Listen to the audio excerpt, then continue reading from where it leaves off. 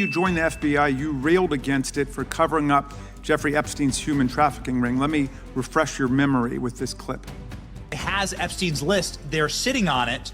That doesn't seem like something you should do. You're protecting the world's foremost predator. That seems like an evil thing to do, regardless of who may be embarrassed in the release of that list. Why is the FBI protecting the greatest pederast, the largest scale pederast in human history? Simple, because of who's on that list. So you finished that December 2023 interview with a challenge to the FBI and harsh words for Republicans in Congress for not getting the Epstein files out to the public. You can see this clip. Boy pants, and let us know who the pedophiles are. Put on your big boy pants and let us know who the pedophiles are, you said. You emphasized that the president and FBI director each had complete authority to release Epstein's client list. You said Epstein's black book is under the, quote, direct control of the director of the FBI. Look at this clip. This is way off the topic, but who has Jeffrey Epstein's Black book? black book? FBI. But who? That is, I mean, there's... Oh, that's under direct control of the director of the FBI. All right, so you were sworn in as director more than 200 days ago. Now the black book is under your direct control. So why haven't you released the names of Epstein's co-conspirators in the rape and sex trafficking of young women and girls? The Rolodex, which is what everybody colloquially refers to as the Black Book, has been released. Oh, no, you're talking about what the journalist got 5 years ago? No, that's not what we're talking about. We're talking about what you were talking about there, That's the black exactly book what I under was the direct talking. control of the FBI director. We have released more material than anyone else before. The Biden administration, Obama administration had the exact opportunities to release this material, and they never did. And if you are selling the men and women of the FBI, Why we're have not you going after changed your child position? predators. Hang on, you said we're not going after child predators. 1,500 child predators arrested this year, 35% increase, I'll reclaim my time. 4,700 child victims Mr. Chairman, I'm going to found. reclaim my time if you could instruct the witness. Why have you changed your position? There you were saying it's under the direct control of the FBI director and all of it should be released.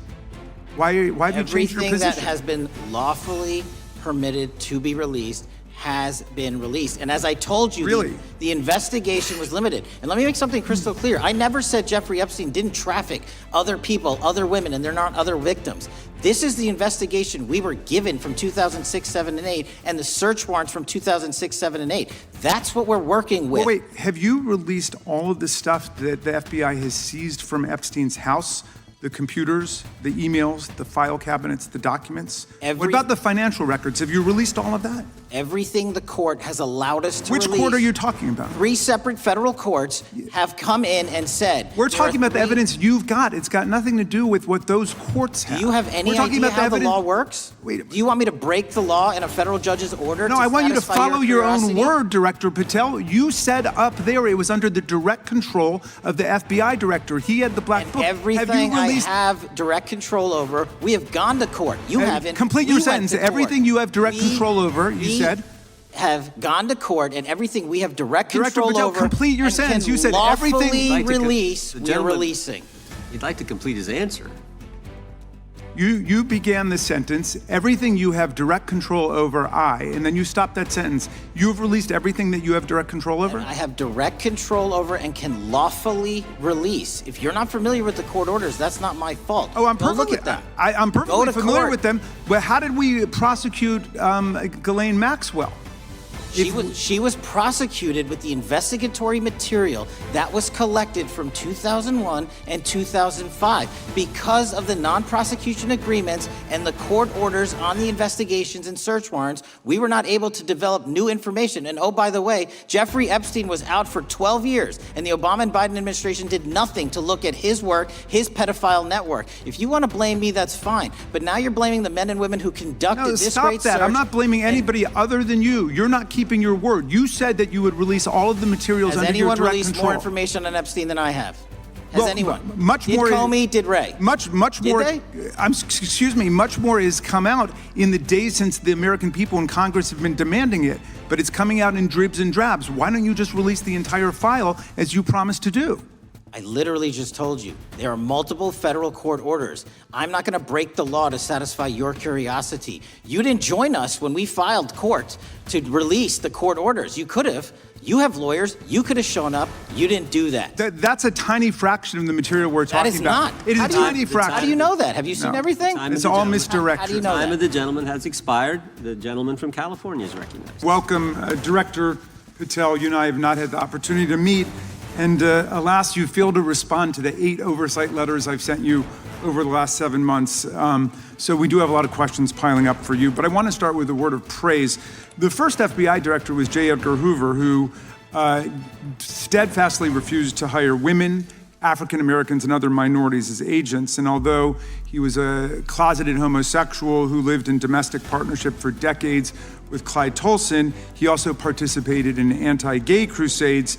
He aggressively promoted what we would today call white Christian nationalism, and he would undoubtedly be turning over in his grave to see as one of his successors a first-generation Indian American and a proud Hindu. So I congratulate you on being a breakthrough in this sense and being a beneficiary of the civil rights movement that opened up the FBI and the federal workforce to lots of people who never would have been hired in its first decades.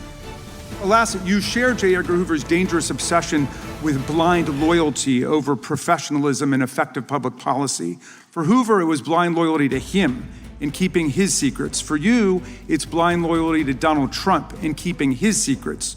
During your confirmation, it was widely noted on all sides that your primary qualification was your unwavering loyalty to Trump. Unlike other directors, you had no work experience at the FBI, but you had made over 1,000 media and political appearances in support of Trump's campaign.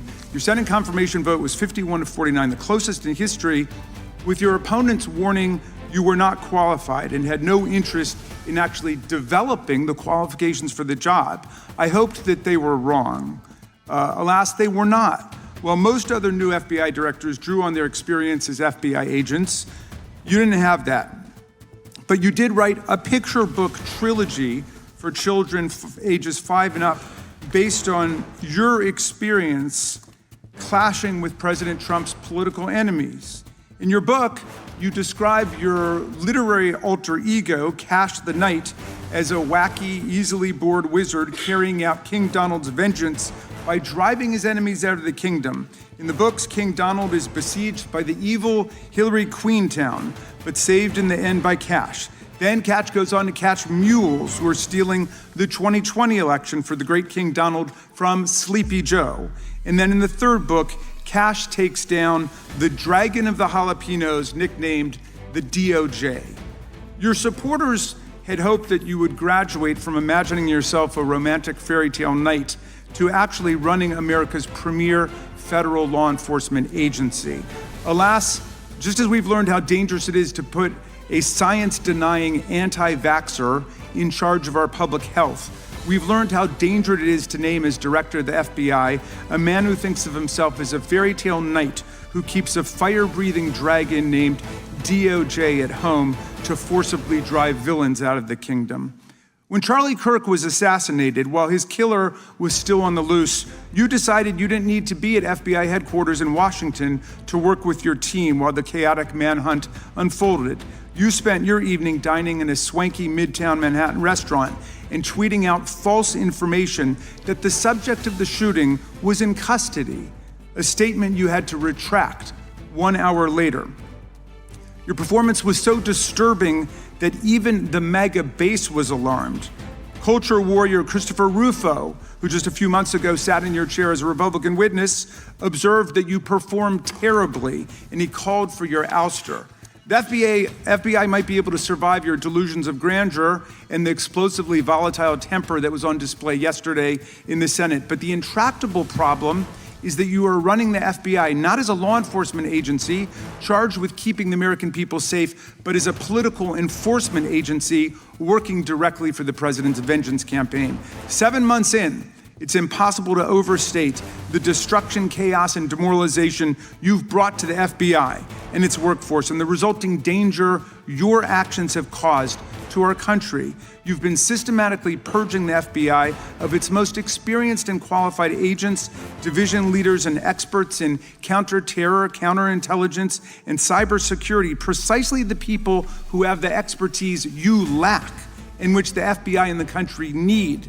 They've been expelled from the ranks of the Bureau simply because they did their duty investigating crimes, including those committed by the mob that attacked the Capitol on January 6, 2021, and beat the hell out of more than 140 police officers, or simply because you suspected them of being insufficiently loyal to Donald Trump. You illegally sacked Brian Driscoll, the former acting director of the Bureau, and a decorated counterterrorism expert who worked at the FBI for nearly 20 years. According to Driscoll, you told him your own job, quote, depended on the removal of agents who worked on the cases against the president, regardless of whether the agents chose to work on those cases or not. You added, quote, the FBI tried to put the president in jail, and he hasn't forgotten it.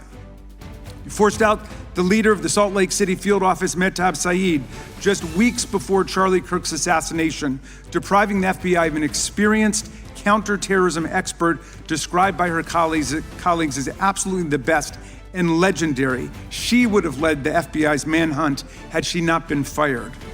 When Trump decided that rounding up immigrants with no criminal records was more important than preventing crimes like human trafficking of women and girls, drug dealing, terrorism, and fraud, you ordered the 25 largest field offices to divert thousands of agents away from chasing down violent criminals, sex traffickers, fraudsters, and scammers to carry out this immigration crackdown. Director Patel, you treated the men and women at FBI with disrespect and paranoia. You've assembled a roving band of freelancing henchmen within your office and charged them with conducting unauthorized investigations, targeting and harassing career FBI employees. Amazingly, you forced senior leadership to repeatedly take polygraph tests to prove their political loyalty and pushed out leaders who refused these demeaning exercises. And now we're seeing one very clear reason why you want to build a political FBI. The Epstein files.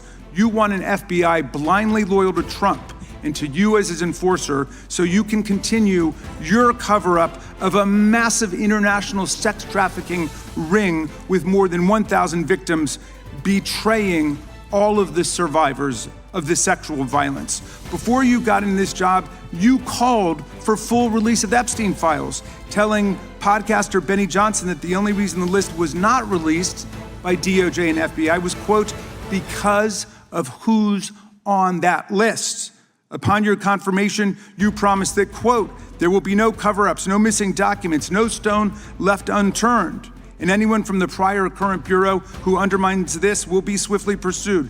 This spring, you ordered hundreds of agents to pore over all the Epstein files, but not to look for more clues about the money network or the network of human traffickers. You pulled these agents from their regular counterterrorism or drug trafficking duties to work around the clock, some of them sleeping at their desks, to conduct a frantic search to make sure Donald Trump's name and image were flagged and redacted wherever they appeared, whether an email, a text, a letter, an interview, a photograph, or a video.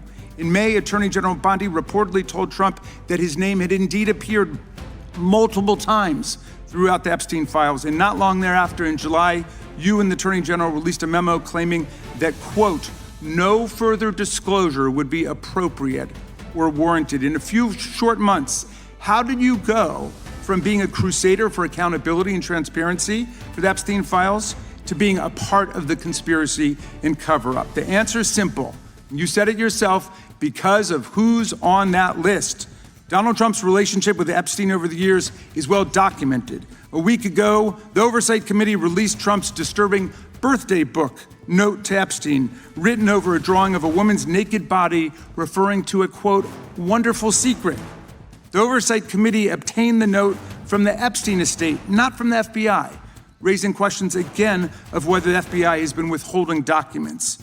While you're unleashing the FBI to cater to Trump's desire to shut down the Epstein inquiry, the first 9 months of the Trump presidency have seen a spate of political violence and domestic terror events. We saw deadly attacks on political figures on both the left and the right. The brutal assassination of Minnesota Democratic House Speaker Melissa Hortman and her husband, and the attempted murder of Democratic State Senator John Hoffman and his wife, who miraculously survived a combined 17 gunshots.